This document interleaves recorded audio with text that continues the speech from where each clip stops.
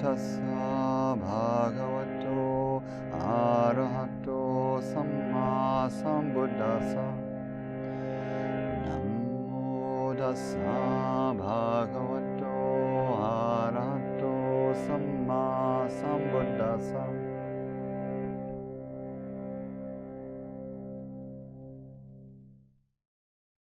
Winter solstice particularly, I resonate with a little bit with, it being more potent, differently potent than summer solstice. Summer solstice is my wedding anniversary, and we often are celebrating, which is great at that time. But it's true for me also that winter solstice feels like more of a ritual, uh, and I'm contemplative and inward, by temperament. So it's the one that resonates with my temperament in a way. So uh, as I was feeling into coming towards solstice and wanting to reflect on it with us tonight in relation to the Dhamma, um, one of the things that showed up for me that I hadn't actually really thought of before was the way that solstice is a more dramatic holiday the further you are from the equator, and that Buddhism originally is an equatorial is a close to equatorial religion, and so there's not a huge seasonal swing, and the solstices are they're present in South Asian astrology and astronomy, and there's an awareness of them, but they're not uh, associated particularly with dates in the Buddhist calendar, and the Buddhist calendar is entirely lunar, and so all of the big dates are new moons and full moons of the various months. But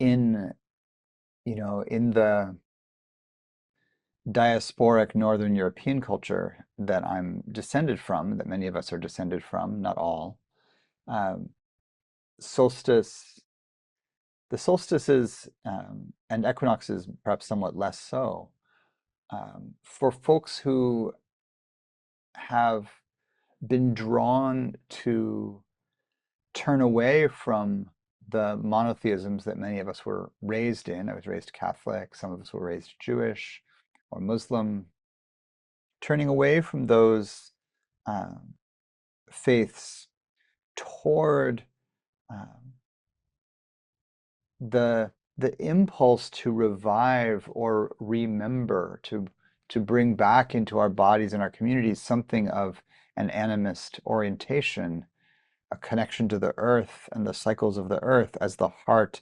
of one of the hearts of spiritual practice. For a lot of folks, both the lunar and solar cycles have become more important in recent decades. And it's not random that that Christmas, the biggest of the Christian celebrations, along with Easter, is virtually right on top of solstice, um, and and it makes sense that solstice is very close to, for folks in further away from the equator, that it's close to the what came to be the new year. As we were just talking about, there's lots of New Year celebrations spread out everywhere from September to May. So, um, I don't think it's it's all empty. So it's a constructed phenomenon that we decide that the new year is when, just a bit after the days begin to lengthen again. But for many of us who have those cultures and those solar ritual observing cultures as something like our deep heritage, and uh, coming from uh, cultures where the lengthening of the days was really a significant turning, even though oddly, it's kind of at the beginning of a long winter for many folks, where this is a strong celebration, there's still several months of winter to go. But, it's a bit of hope when you see the days finally starting to lengthen. And and I've noticed in my own extended community the um, in a way the arrival of new for my whole life I've seen since I left the Catholic Church and in my early 20s started to open to hippie culture and fairy culture and arts culture and queer culture and various layers of urban counterculture, urban and rural counterculture. Um, I've been around modalities, kind of reconstructed animist or pagan modalities. So in my early 20s, a lot of people were practicing in kind of the early or sort of second waves of like Wiccan practice, rediscovering um, uh, Celtic and Northern European mythologies, and putting them into some contemplative practice in those forms. Again, those are reconstructed forms, post in a way modern or postmodern forms. And in more recent years, the word animist coming forward more. It's really, in a way, in the part of Northern California that I live, um, I would probably say it's the dominant view or framework in my general community. Um, uh, my kids' class, and maybe it was last year, third grade, they did a module where they were talking about world religions, and they kind of asked like, "Hey, whose family is religious?" And um, the only two families to raise their hands were two convert Buddhist families in the class. Nobody was a practicing Christian or Jew, although almost all were heritage Christians or Jews. And a lot of folks were Jewish, but didn't like kids, but the kids didn't think of it as like, this is a religious thing I do. And, you know, lots of the Jews around me here are essentially animist Jews or Buddhist Jews, mostly animist though. And and the only people who the kids who said like, oh yeah, we have an actual religious practice that my family does was our family and one other um, uh, convert Buddhists.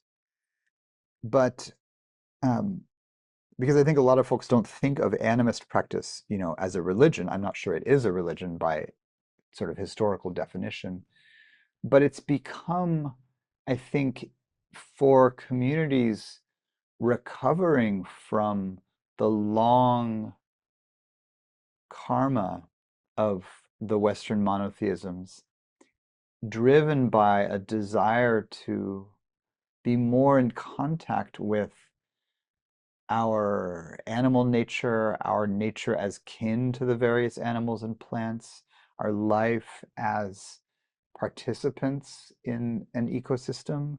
And of course, enfolded into that is, a recognition of how much harm the human species has done to the climate and the planet, uh, different from other animals, how much our choices and actions have shaped the ecosystem, sometimes for good, often for ill, um, seeking our own comfort and benefit. I think there's a strong, backlash to both capitalism and Christianity and the ways that they're interwoven. Capitalism, all of the monotheisms in the United States, Christianity most prominently, um, that that has really drawn folks to seek out, like, how can I feel my connection to this earth in a more heartfelt way? And so some of those folks have, reached into their own cultural heritages for folks who are of various kinds of Northern European or Central European heritage. What they've found are, ritual systems that honor the, the cardinal points of the solar year, or that honor the lunar cycles. And so many folks around here, um, as we were talking about in the discussion, have really been drawn to the Celtic wheel of the year, observing the solar quarters and cross quarters, so the 8 holidays in that system. And there are many, many, many systems that observe these. The Celtic one is one that has been written about, popularized. It's the one that was most prominent in the earlier wave of Wiccan practice. And and that underlies for many of us in the, post English, Scottish, Irish, Cornish, you know, um, post Celtic world, um, is an accessible body of practices to bring in, a body of rituals to bring in. Um,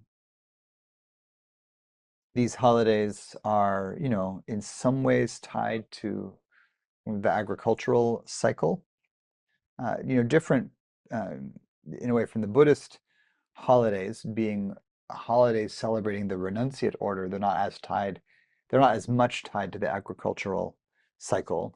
They are a little bit, Vesak is clearly a big sort of early summer, end of a long spring kind of holiday. But again, the seasons are different in India than they are up here in the latitudes. So um,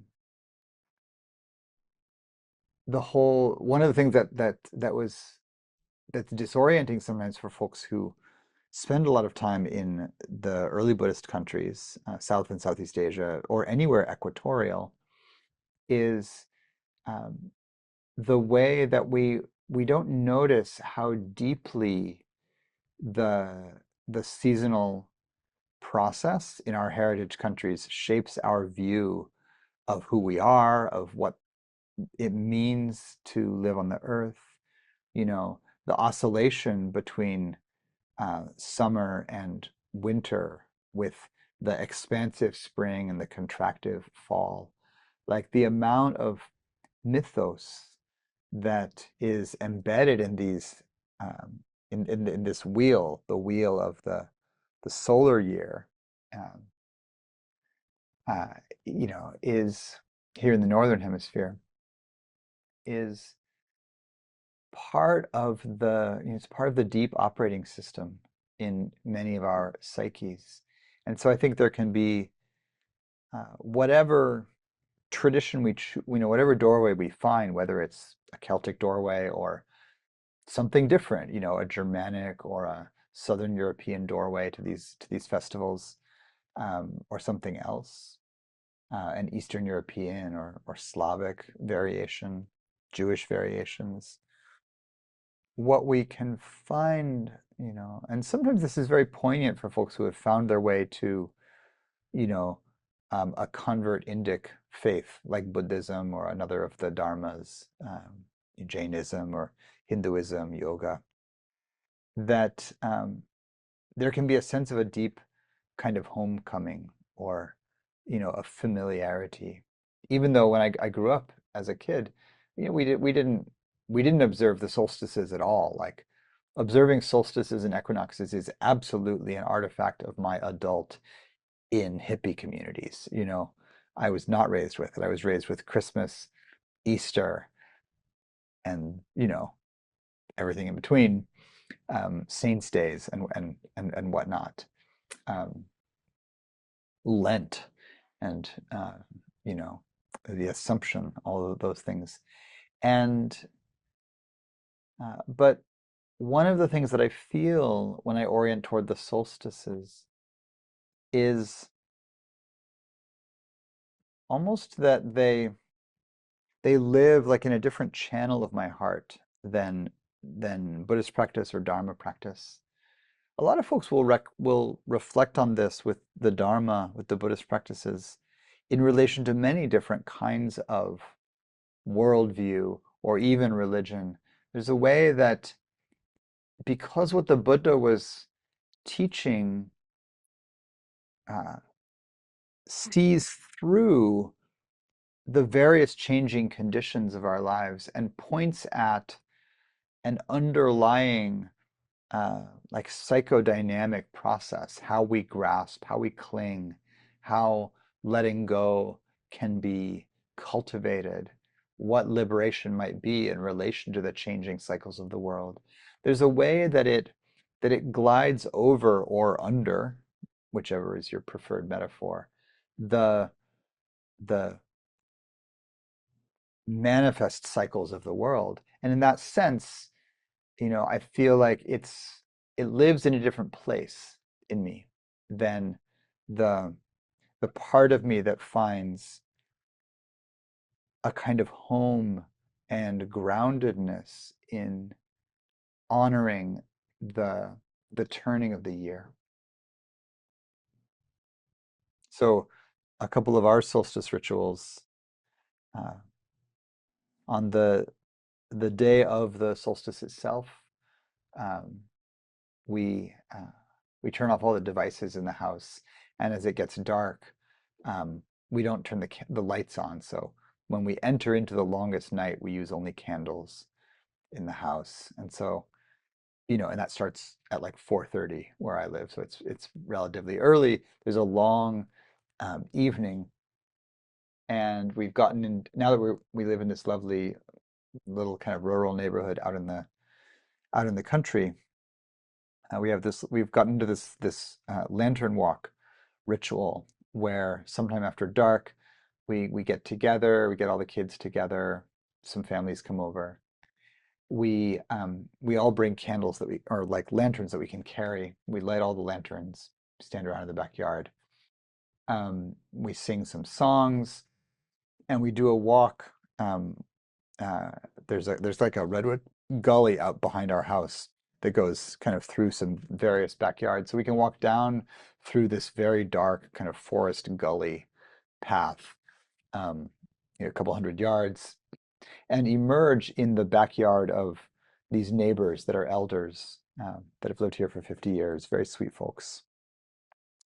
And so we do this lantern walk in the dark. We walk to their house, and then we sing them songs, and they serve tea, and we play around there, um, and then we lantern walk back home, and we keep the lights out all night. So that's one of the things we do. Another of the things we do in the direction of the observing of um, the Celtic year somewhat.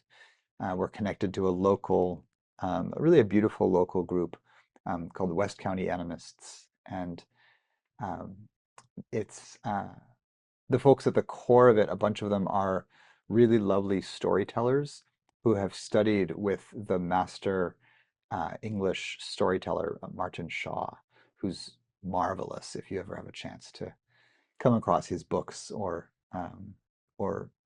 recordings.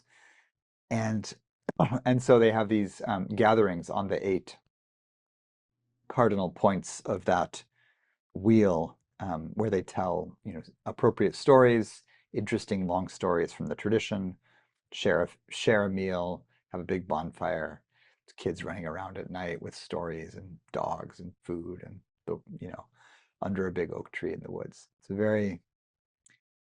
It's lovely, very Northern California, but maybe ancient Northern Hemisphere kind of. So like a lot of folks feeling into these holidays, uh, there's a trauma that everyone has suffered as a result of the the many diasporas of the colonial period. And here in North America, as a settler colonist country, some of the trauma for many folks around here is the loss of the felt sense of belonging and home, um, being so far away from our root cultures, and in many cases, so many hundreds of years away from those root cultures that that in many parts of the United States, it can be hard to feel with much clarity the connection to source cultures, to whether you're from the so-called kind of colonizer countries, whether you're from the English, British, Scottish, Irish, German, French, Northern European, Scandinavian kinds of cultures that became American whiteness, but that were not white until they arrived here, that were distinct European cultures. Um, in a sense, many of the folks descended from those cultures are very far distant from the indigenous traditions that we barely remember in forms like the Celtic year. Other folks, um, you know, who came later, more recent immigrants, or folks who came or were brought as slaves, in the 17th, 18th, 19th centuries. Um, some more recent uh, immigrants in a way, have a closer connection to their heritage systems and roots. Um, but for so many folks here, regardless of how they got here, there can be the felt sense of a profound displacement from uh, belonging, from earth, identity, from indigeneity.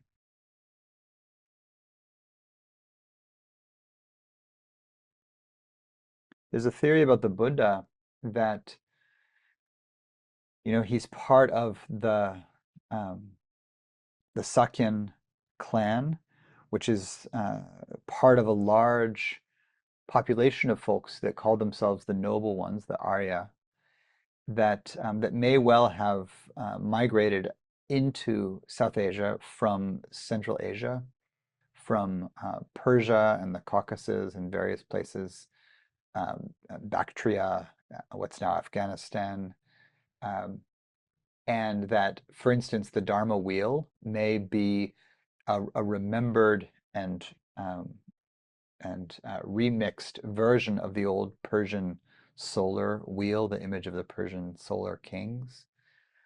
And they brought horses with them, which weren't native to uh, South Asia. And so there can be the sense that the Buddha was descended from settlers, was descended from the Vedic settlers who had maybe been there for 1,000 years before he was born, maybe 1,400 or so, maybe at most. Um, uh, but but mostly much more recent. There was a whole wave of indigenous South Asian culture and an earlier culture, quite a bit to the west of where the Buddha was, that we have record of. But the Vedic culture that led to the um, of which the Buddha had a connection was more recent and may have come from these immigrants, settlers. And at times, uh, I've wondered, what was the impulse for the Buddha's practice? Why was he so unsatisfied with the life that he grew into, right? Because lots of us and lots of folks everywhere grow into a culture and are presented with the values and the views of that culture and accept them more or less as given. This is what you do, this is where we live, this is who we are, this is how you run a life, how you do a life. And the Buddha looked at that and he said, this is not satisfying. These cities are not satisfying. Um, I'm not at home in these rituals, these songs, this style of family life, this style of culture. And so what he did to try to find how to feel better about this life was go into the wilderness. So to really leave behind the inherited culture. And he doesn't bring with him virtually anything of inherited culture. He doesn't, continue to practice, for instance, any of the chants or prayers or practices he had been raised in. He doesn't do any Brahmanic practice, any Vedic kind of practice. He goes to the woods and he finds these new, very fringe teachers teaching how to how to kind of shift your mind state into profound vastness. That's the first thing he finds is these two meditation teachers teaching the the arupa states of nothingness and neither perception nor non-perception. And he finds those states helpful, but not enough to take him all the way to what he was searching for. Then he finds deep ascetic practice, mortifying the body. That's also not enough. And then he finds a kind of balanced way of life centered on renouncing um, family and commerce. And so he's going to beg for his living, for his food and clothing, and live very, very simply. One outfit of clothing, one meal a day. All of it has to be donated, and he's going to live in the wilderness. But within that, he's going to live communally and share everything among everyone who is there. He he reinvents a kind of wilderness-based, possessionless, socialistic kind of communal uh, village of monastics. And and to get their meals, they walk, through town and they take whatever is offered. And at one point I was thinking about this, and I was thinking like, why that form given what he wants to search for? And I had the thought of like, oh, going for alms it's a kind of foraging. Like you you go out and you just see what you find on any given day. And if nothing is offered, then you don't eat anything that day. You don't store anything overnight. And and having left behind the structures of what was then a kind of modern new city state, in the fifth century before the Common Era, he's in this era of these growing cities, and he doesn't like them at all. He says they're dusty, confining, noisy, not peaceful. And I thought, what if what the Buddha is, well, and then he does this whole thing of remembering his past births and, you know, remembering all of history. Like he remembers that he's been present for life, not just on Earth, but through expanding and contracting eons of universes. Um, and I wonder if what he's doing is um, remembering in a kind of dreamy, indirect way, remembering the feeling of indigeneity, of belonging deeply to a place on the earth and living in direct daily relationship with that place before the accumulation of property and and possessions and boundaries.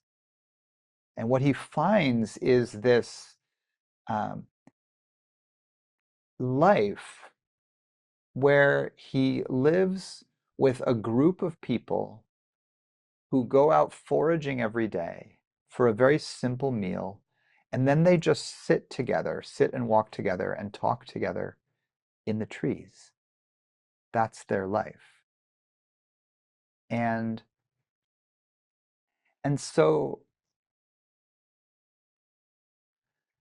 in this way, we can if this is appealing to you, you can then think about the Dharma, the teachings of the Buddha, as a kind of modernist, uh, reaction to or backlash against urbanity, of urban constriction, and these new ideas like property and boundary lines and borders and ownership, right? And wealth, all of these things that in a way mark, in some ways, the transition from um, earlier phases of um, animist relationships between groups of people and their place, and later relationships.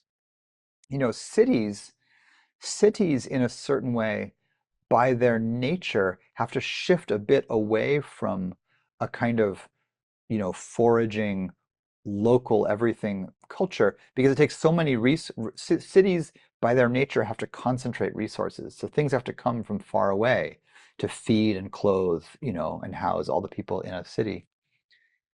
All of the people in a given city, even the, maybe 50,000 people that were in a big city in South, Asia in the Buddhist time, they can't all forage locally for, their meals. No ecosystem could support that, right?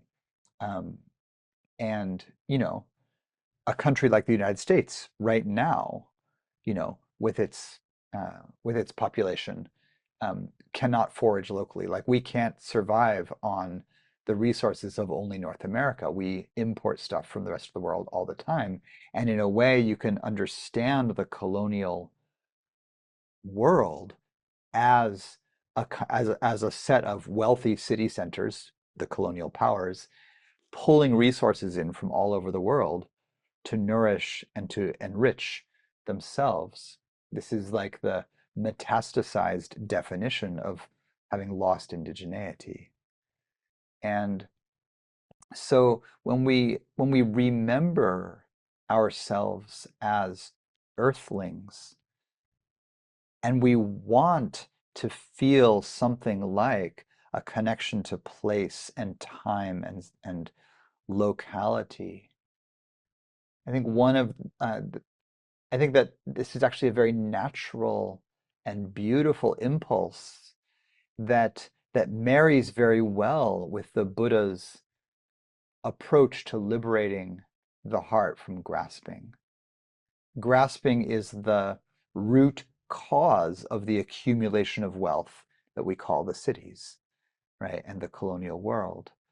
And so when we turn toward something like the solstice, but more deeply the the thing that for many of us it represents, which is a more direct, unmediated by an industrial religion or an industrial commerce, a more direct relationship with the earth that's around us, and this actual moment in time that's not digital.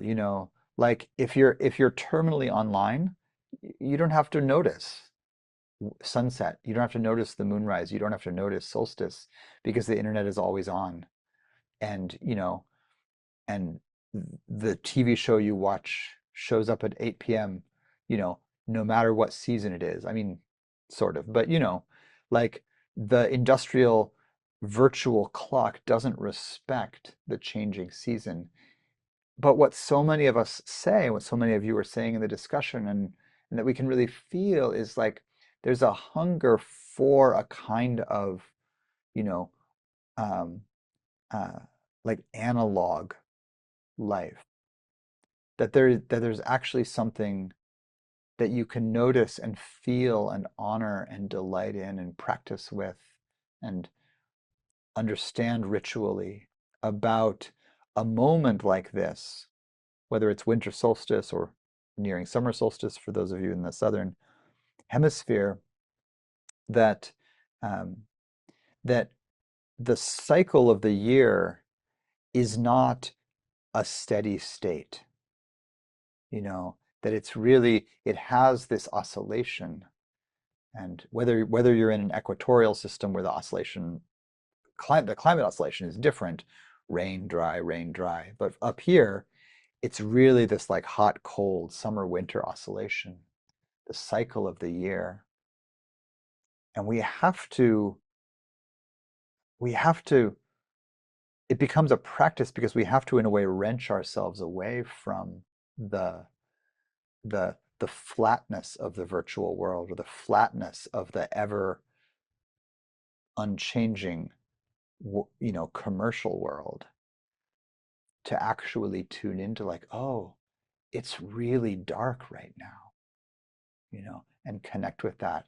And so doing that, I think we can start to feel into, if we marry that with our Dharma practice, I think we can start to feel into some of what the Buddha may have been doing in saying, I'm rejecting these overlays on organic life that I've grown up into, the climate controlled palaces and the wealth that flows into the upper classes from far away.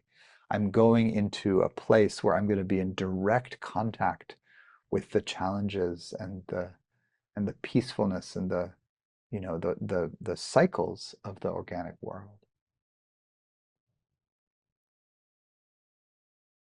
So just as we come into solstice, just an encouragement that, particularly for those of us whose heritages have taken us far from indigeneity, far from the land base that our blood people once had lived on generation after generation, and now how many miles away from that are we? To just invite us that we can have these moments, whether we take them in the cycle of time, like in the solar or lunar markers, or we take them in other practices where we connect, and try to heal the tear between uh, our our bodies and the way that our bodies know, uh, and have an instinct for how we can relate to the earth around us, even if we're far from what was once our people's home. Um, and we can talk more about this, the difference between like relating to nature as a place of, you know, uh, um, like activity, like I'm going for a hike in the woods, which is wonderful, and I love to do that, um, and relating to it as not a thing that I move through or do something in or have an activity around, but uh, something that I'm relational with, that I'm really uh, in a kind of intimate contact with. So, all right, so we'll let it rest there for tonight. Thank you so much.